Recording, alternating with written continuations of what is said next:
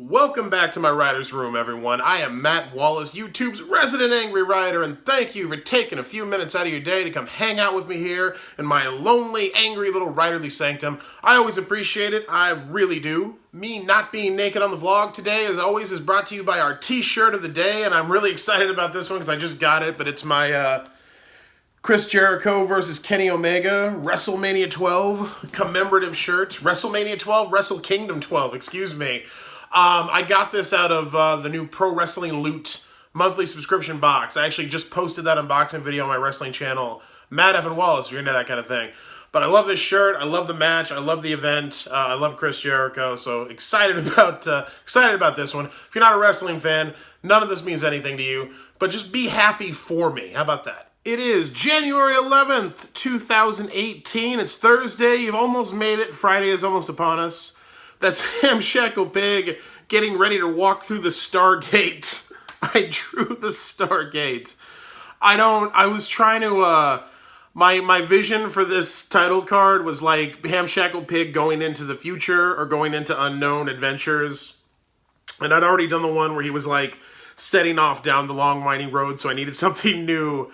And this was the best I could come up with that I could actually draw where it would sort of kind of look like the thing I wanted it to look like. So that was the best I could do for today. I apologize deeply.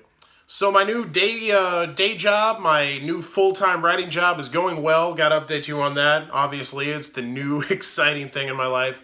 No, but it's going really well. Second week and my first, it's going to be my first full week at the new gig.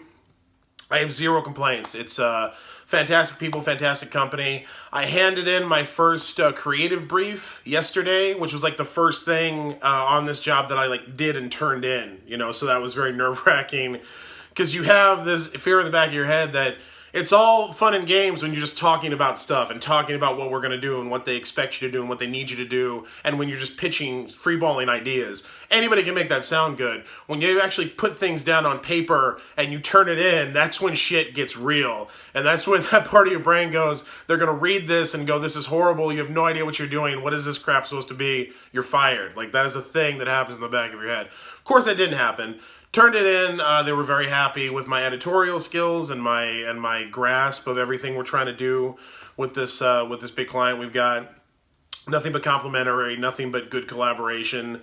They didn't fire me, so I take that as like the best sign overall. I turned in a thing and they didn't fire me, so I'm starting to feel more solidified in the position. But that's all good. Thank you to everybody who keeps checking in and asking about it and offering me congratulations and encouragement. Very much appreciated. It's a good thing. So happy this is how I'm starting off 2018, and it's great for me and my family. And we're just gonna keep going with it. I'll just keep turning in the things and hoping with each one that I don't get fired. And if I can just do that long enough, then I will actually have a real, according to Hoyle, job. So yesterday, Tor.com Publishing, the good folks who publish my Sin du Jour series of books, they tweeted a very cool picture. Not un-Stargate-like picture, now that I think about it. They got in the ARCs, the advanced reader copies, you know, like the galley kind of proofs, of the final Sin du Jour book, my seventh and final Sin du Jour book, Taste of Wrath is what it's called. It's coming out in April. They got the advanced copies in of the actual real book, and they tweeted a picture of it and Instagrammed a picture of it. It was very cool. I assume that after they posed the books and took the picture, they will be sending some to me so I can actually see it and hold it in my hands and show all of you folks. But for now, they did that as a teaser, and I retweeted it, and everybody responded really, really well to it. It's very exciting to be getting to this point where I'm wrapping up the series and seeing the whole thing realized. You know, this has been almost a 4-year journey I've gone on with this series with Tor.com Publishing. They've been amazing. And everybody who's reading it is amazing. You know, I really wish, and it's not like, we're not calling the game yet, it's not over. I really wish more people would get into the series, man. It's not even about the money or my ego or the sales or whatever. It's also about all those things, because those things are very important, but it's just, I'm really proud of this series. Like, I feel like I did a really good job with it. I feel like they're good books, and they're different, and they're funny, and they're affecting, and the characters and the action and all this stuff, they're really great.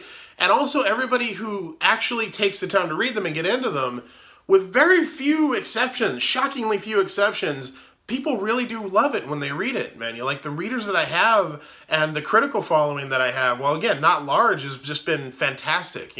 I've had very few, if any, like negative reviews of the book by actual critics. And I like Sin du Jour has been reviewed in some big mediums. I was in Washington Post, Publishers Weekly, all the Locus, all the genre, magazines and zines and stuff. People like the book. So that's really the frustrating part, is when people read it and really like it, you can't help but think to yourself, man, if more people read it, they would also really like it. I just wish more people would read the thing. So that's what's frustrating to me, if it makes any sense. It's not, again, it's not about money and sales and my career and all that stuff. All that is very important, but it's that thing where I really like the books and the people who read them really like them, and that just leads me to believe if more people would read them, more people would like them. If I had gotten more bad reviews, if I had had more of a negative response, oddly, it would almost be easier to accept like the size of my audience as it is. You'd be able to go, well, they're not very good. They're not for everybody. But I've really been spoiled with the readership that I do have, is what it comes down to. And I shouldn't be complaining about that. But anyway, so thank you to everyone who has come along on this journey with us. I hope you're excited about the finale. I hope it does the series justice. And I hope you dig it. And I am just so grateful to everyone who's read the books and everyone at Tor.com Publishing who stood behind the books and got us to this point. 7 books, man. 7 books. It's bananas, but it's just so cool. So while everyone is really excited about Taste of Wrath, about the final Sin du Jour book, it has led to a lot of questions, especially coming as it does kind of in conjunction with me getting this new full-time writing job that I've been talking about a lot. I've got a lot of people asking me, like, what's next for my fiction, because I haven't announced anything really, really big for after Sin du Jour ends. So they're asking me, like, what's going to happen after Sin du Jour ends in April. Almost kind of like afraid that with the new job, I'm kind of letting go of writing fiction or something, even if it's just for a while. And if you saw, I talked about this in the vlog before, if you saw me talk about when I first got this new job, the exact opposite is true. This new job that I've got, I see as just one facet of taking my career to the next level, and the rest of that is all the other stuff that I've been doing for the past several years. I've got lots of things on deck, and I thought I would go ahead and talk about those things here and now and kind of give everybody who's interested an update and let you know what I'm working on and what's coming up post Sin du Jour, so you know that there is going to be more, because I've got a lot more on deck, as I said. The big thing right away is my epic fantasy novel. It's done. It's 130,000 words. It's a brand new novel set in a totally different universe than anything I've done before. Original epic fantasy novel. I spent, I want to say a couple of years working on it. It was probably more than that, but I don't even want to get into that right now. Point is, I finally finished that this last year. My agent, Dongwon Song, and I have been working really hard to get the manuscript and the pitch ready for it, because we're both really excited about that. I'm very proud of this book. I'm kind of calling it an anti-epic fantasy novel, because it does fall firmly in that genre, but one of my big motivations in writing this was to take all of the long-lived tropes of epic fantasy that I can't stand and think are ridiculous, that they're still perpetuated, and just annihilate all those tropes. That's one of the things I wanted to do with this book, and I think I've done that fairly well. So like anti-epic fantasy, Sarah Gailey actually came up with that phrase. I need to give credit where credit's due. Thank you, Sarah. But anti-epic fantasy is what I'm calling it, and I'm really excited about it, man. It's something totally new for me. I've never done an epic fantasy novel before. I've never done a novel this long before. It was one of the reasons it took me so long to finish. But it is done. It's ready to go. We just need somebody to buy it. We need a publisher out there to go, yes. So, hey, if you're an editor out there in the SFF genre and you're looking for an anti-epic fantasy novel, I have one available. It's in my pocket, ready to go. Hit me up. Hit up Dongwon Song. We'll talk about it. But I have no doubt we're going to find a good home for that. No doubt in my mind. It's a really good book. It represents the best of my skills and abilities to this point. And I really hope we'll have good news about that in the months to come, in the first half of this year, as we go out and take it to editors and try to sell it. So that's the big one that's done. I also have a proposal out right now for a new novella series, actually a novella trilogy. I'm not going quite as epic with this one, like pitching 7 books for Sin du Jour, like I did when I did that. It's a novella trilogy. It's actually YA, so that's another kind of first for me. And it's sort of Jupiter Ascending meets The Karate Kid, and that's all I really want to say about it right now. Like I said, it's a very detailed, long proposal for this trilogy that I have in mind. It's with a publisher right now. They're considering it. We'll see what happens, but I'm excited about the idea and about doing that series, and I hope I get the chance to do it. The third thing, if you've been following along in the vlog, you know I'm working on I'm finishing a new novel right now. I wanted to have it done by the first of the year, but then a bunch of other stuff, life happened, and I had to push it, and I'm shooting to have it ready, the first draft ready for February 1st now. But it's a middle grade novel. So again, this year is just all about me doing stuff I've never done before. It's a middle grade novel. At this kind of early stage, I don't like to talk a lot about the specifics publicly, but I will say it involves professional wrestling and lucha libre, both American and Mexican wrestling. And it's a middle grade novel, and that's all I'm going to say for right now. But I'm very excited about it. I'm really, really excited about this book. It's coming along fantastically. I'm getting towards the home stretch with it. I really feel like it's going to be something different and worthy and just worthwhile, you know, and then will be entertaining and be a lot of fun, but can also speak to a lot of kids, you know, the way I would have wanted to have been spoken to when I was in that middle grade kind of age. And that's really what I'm going for with it. So excited about that. Almost finished with it. So that's the third thing that's on deck. Once I get that done, my agent and I will go about getting it refined and then getting it sent out. And then just like with my anti-epic fantasy novel, just need someone to buy it. No big deal. A lot of publishers out there. I'm sure someone will be interested. So that's kind of all the fiction stuff I've got on my plate right now. I've got plenty of ideas and long-term plans that I haven't gotten to yet, but those are the immediate things that my agent and I are working on. I do have, after Sin du Jour concludes, although I have no immediate plans for more like long-form Sin du Jour stories for the time being, there will be at least one short story set in the Sin du Jour universe that I will have coming out at some point this year. So I can tell you that. If you're sad the Sin du Jour stuff is ending, I will have at least one more really good short story set in the Sin du Jour universe from a very unique perspective that no one is going to expect either. I think people are really going to enjoy it.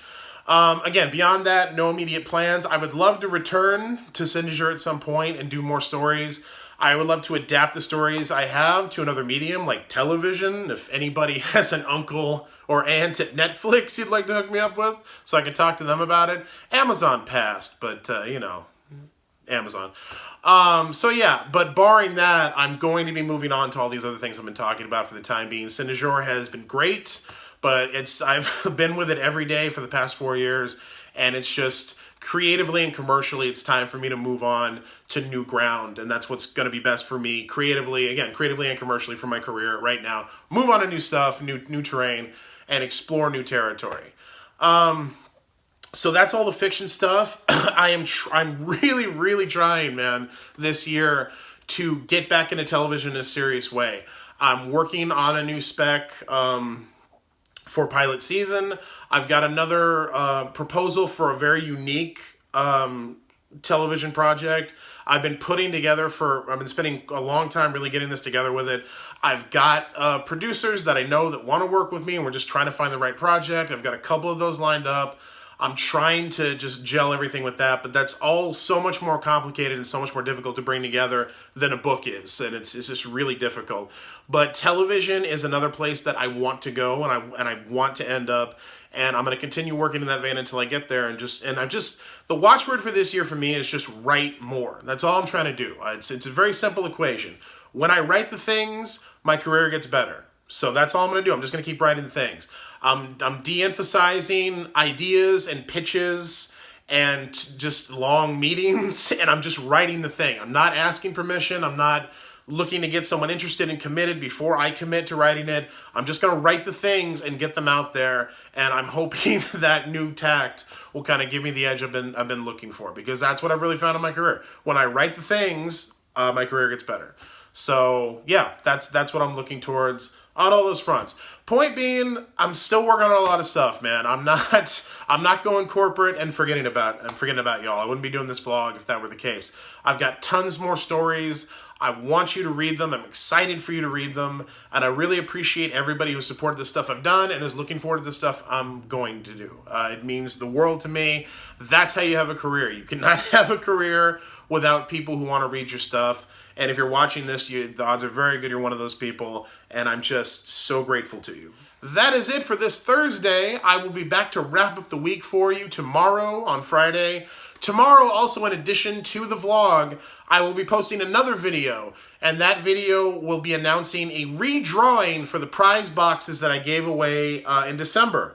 On this channel, those prize boxes went unclaimed and the time period expired and the people that won the drawing didn't claim them. So I put the boxes together. I want to find them good homes. I want to reward the people who watch my vlog and subscribe to this channel. So tomorrow on Friday, I will have a video out that will let you know how you can enter the new drawing for one of 2 amazing prize boxes filled with swag and filled with books. My books, rare ARCs by other authors from my archives, a bunch of swags from the unboxings that I've done on the channel, of, what's in the box from Don't Eat the Gum, the Nick box, the makeup boxes I've been doing with Nikki, all that stuff. There's going to be great swag in these boxes, and I'll let you know how you can win them tomorrow, so look for that video. In the meantime, you've almost made it to the end of the week. Persevere. It's never easy, but it's always worth doing. I'm Matt Wallace, and I will see you tomorrow.